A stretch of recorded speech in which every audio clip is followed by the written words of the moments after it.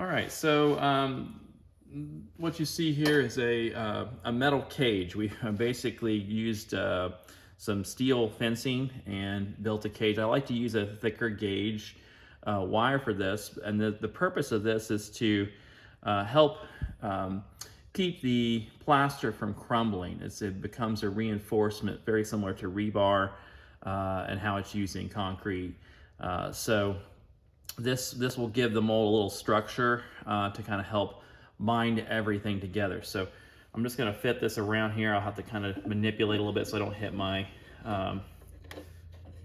my gates or my vents. So let me just do a little manipulation here. We'll bend.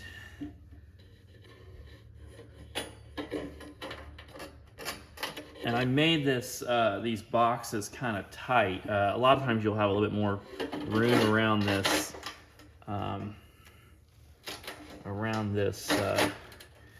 gate. Let's see where we're rubbing here. So we're rubbing just a little bit there. And right here. And this is pretty easy to kind of manipulate. And then I can just kind of push that down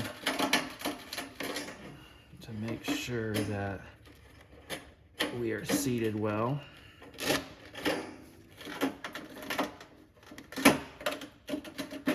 And the nice thing with it being tight like this is that it will kind of lodge itself. A lot of times you'll attach this with attach it to the board to make sure that it doesn't float when you pour in your investment. But in this case, because this fits so tight, I can just use this and not have to worry about fastening it down.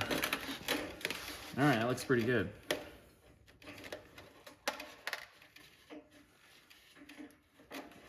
Looks like we're tight.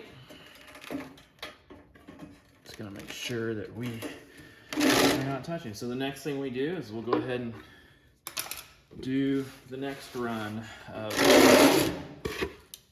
pieces. I just like to clean this off. This is from, I reuse these boxes over and over. So I like to clean that off so I get a nice tight seal so that no investment runs out. And so I've cleaned off the edge of this board too, to make sure I get a good seal.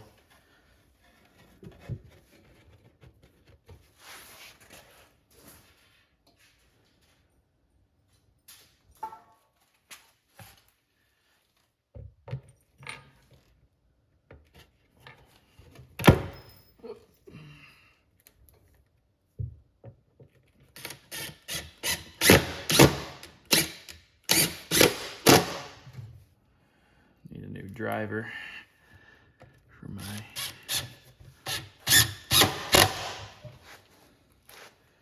I reuse these screws over and over too, so they get a little worn.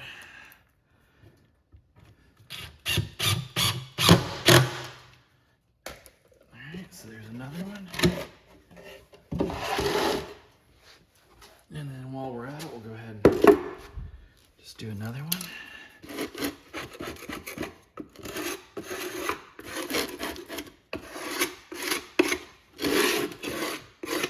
Actually, I think I'm gonna flip that one.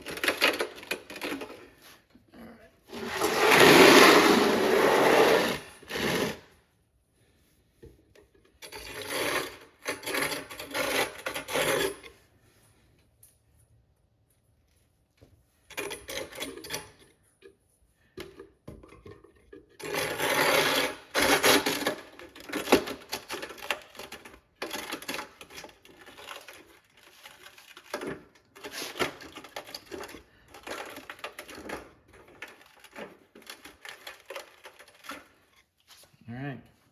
I think we're set.